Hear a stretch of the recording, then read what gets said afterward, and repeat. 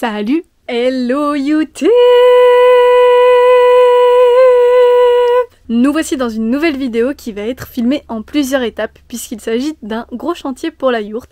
Il s'agit de préparer un amarrage tempête, donc en fait de quoi lutter contre le vent. L'idée c'est de préparer plusieurs choses, un petit muret de pierre, du cordage qui va faire tout le tour de la yourte, qui va venir s'accrocher sur des plots en béton. Tu vas voir, je vais t'expliquer tout ça dans cette vidéo, donc je n'ai pas besoin de parler plus, de toute façon tout sera en images et je vais te faire des petites explications au fur et à mesure de la vidéo. Donc la première étape de l'amarrage tempête, comme je le disais dans cette petite vidéo, ça va être de faire un muret en pierre à mettre sous la yourte. Donc l'idée c'est vraiment de faire ce petit muret uniquement côté ouest parce que c'est là que tout le vent arrive et que le fait que la yourte soit sur pilotis, ça peut entraîner en fait le fait que le vent s'engouffre par en dessous et fasse un peu un effet montgolfière et soulève la yourte. Ce qu'on n'a pas envie de voir se réaliser, clairement. Donc pour ça je suis allée chercher des pierres avec mon papa. J'ai trouvé une annonce sur Le Bon Coin de personnes qui donnaient des pierres, ça arrive très régulièrement, n'hésitez pas à checker Le Bon Coin si jamais vous en avez besoin, mais il y a souvent des gens qui font de la démolition de murs, etc. qui donnent des pierres ou des chutes de pierres de ce qu'ils ont fait tomber. Donc là, on a récupéré une belle remorque et ça a comblé plusieurs trous dessous la yourte, vraiment côté ouest. Je vais arriver à le prendre tout seul. D'accord. Bon bah très bien. Bon mais je vais vous aider un petit peu. Ah, c'est ce qu'on attendait.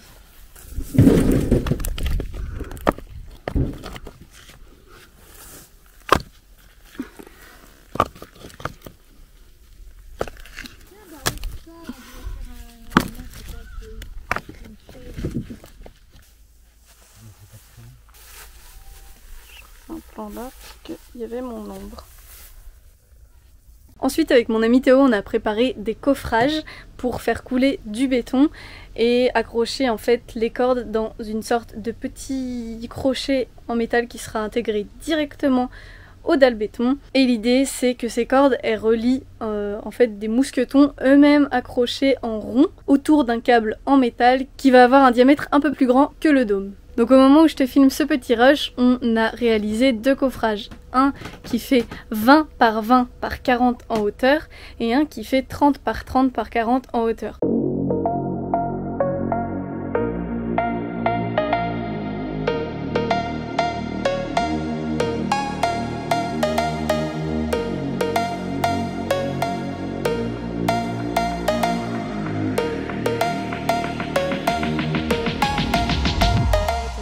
Le 20 par 20, j'ai peur qu'il soit un peu trop léger, donc l'idée c'est de faire des tests. Donc peut-être qu'on va utiliser le 20 par 20 pour les trois plots qui seront côté est de la yourte, comme c'est pas là que ça prend le plus de vent, et les 30 par 30 par 40 côté ouest de la yourte, comme ça permet de renforcer encore plus solidement.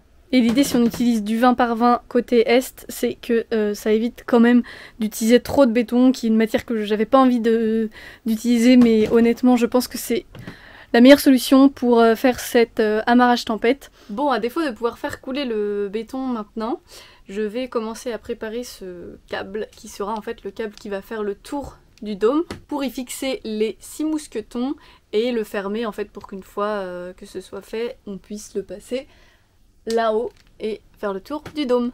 Comme le dôme fait 1,80 m de diamètre, je veux que ce soit un peu plus large puisqu'il ne faut pas que ce soit exactement de la taille du dôme, sinon ça ne fonctionnera pas.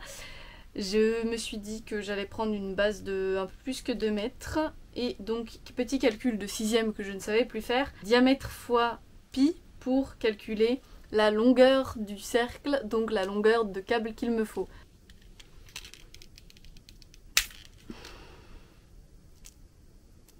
Bon, le câble là il fait 10 mètres, donc il va falloir que je prenne la longueur qu'il me faut et que je le coupe avec une pince coupante. Je pense que je vais m'étaler jusque sur la terrasse pour pouvoir l'avoir à peu près droit quoi. Bon, j'avoue que je pensais que le diamètre serait un peu plus épais quand même, mais ça va le faire.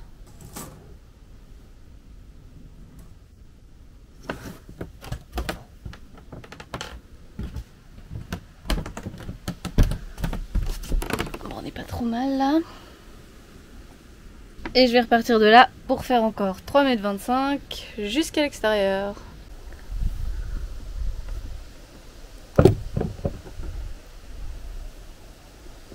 Bon, à défaut d'avoir réussi à couper le câble parce que en fait il est assez épais et compliqué à couper, je vais commencer par fermer un côté de ce fameux câble.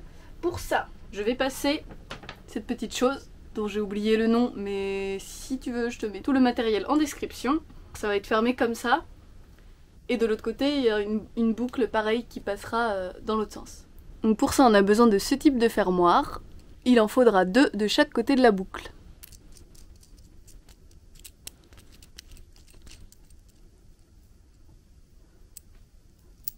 Je fais un premier passage, le deuxième fermoir. Et là l'idée c'est de repasser le câble dans les boucles et de serrer. Comme ça on obtient une boucle de ce côté qui va être en tension et de l'autre côté ce sera pareil.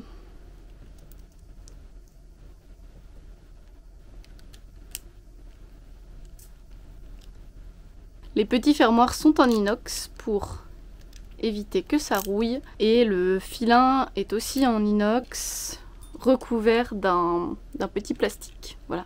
Le fait d'en mettre 2 c'est vraiment pour assurer la fermeture quoi.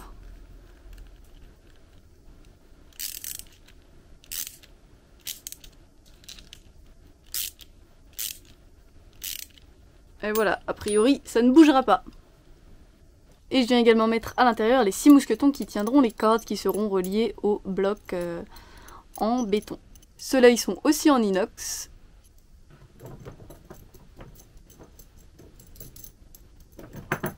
Donc là, l'idée, c'est de faire un nœud qui s'appelle le nœud de Tarbuck, qui est en fait un nœud qui va être coulissant, qui va pouvoir se desserrer facilement sans avoir besoin de le défaire. Je suis un tuto que j'ai trouvé sur YouTube, que je te mettrai dans le petit i. Et ce nœud, il va permettre d'éviter d'être toujours en tension et donc d'abîmer la toile à force de faire des frottements sur la toile. Entre temps, mon papa a soudé des morceaux de métal de récupération qui vont pouvoir être intégrés directement dans les blocs de béton et donc servir de support pour accrocher la corde.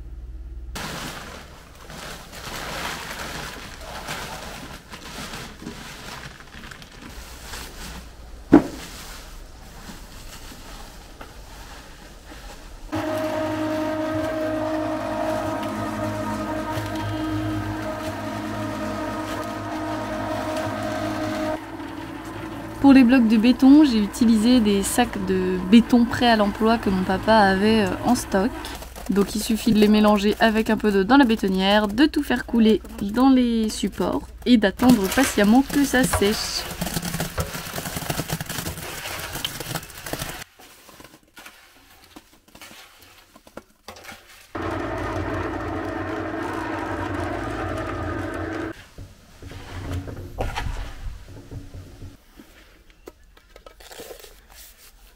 Et voilà. Et voilà, c'est fini. Parfait.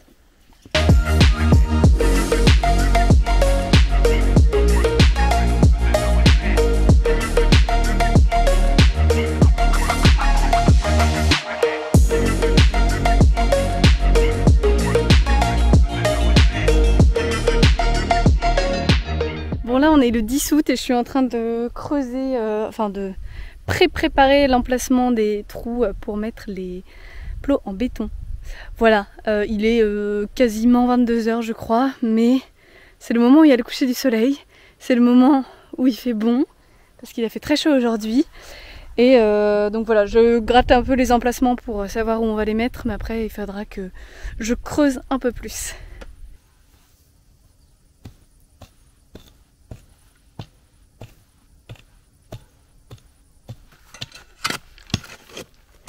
Tu vois, tu peux creuser la tranchée pour l'arrivée d'eau. Ah bon?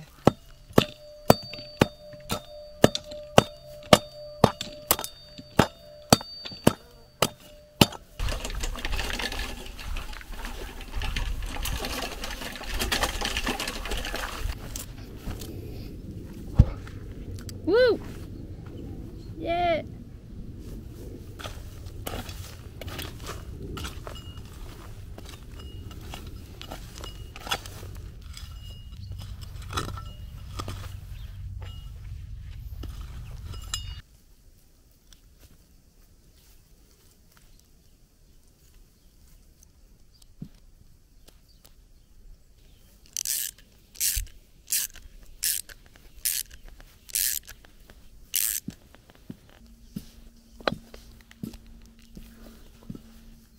on va essayer de passer le cordage en haut en le lançant.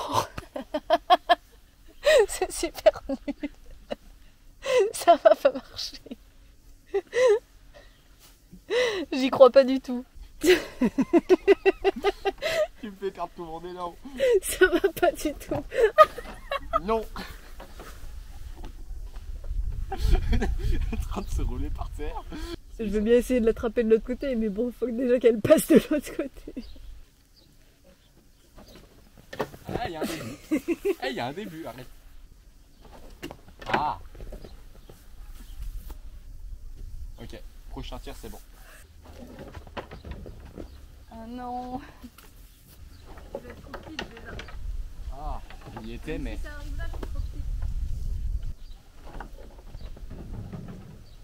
Bah c'est bien, c'est sûr.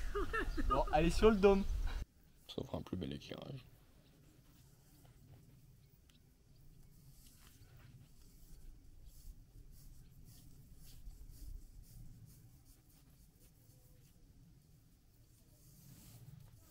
Et voilà, c'est en cette belle journée très chaude et très ensoleillée que je termine cette vidéo. Tous les trous ont été creusés, les dalles ont été mises à l'intérieur et les cordes ont été accrochées. J'ai fait des nœuds de tarbuck pour tenir les cordes jusqu'en haut et ça me permet en fait d'avoir un nœud coulissant qui me permet de le desserrer quand il n'y a pas trop de vent et de le resserrer quand il y a un peu plus de vent. Comme ça va éviter un frottement trop fort sur la toile en continu pour éviter de l'abîmer. N'hésite pas à me dire en commentaire comment toi tu aurais fait ou si tu as d'autres petites astuces que je pourrais appliquer en plus.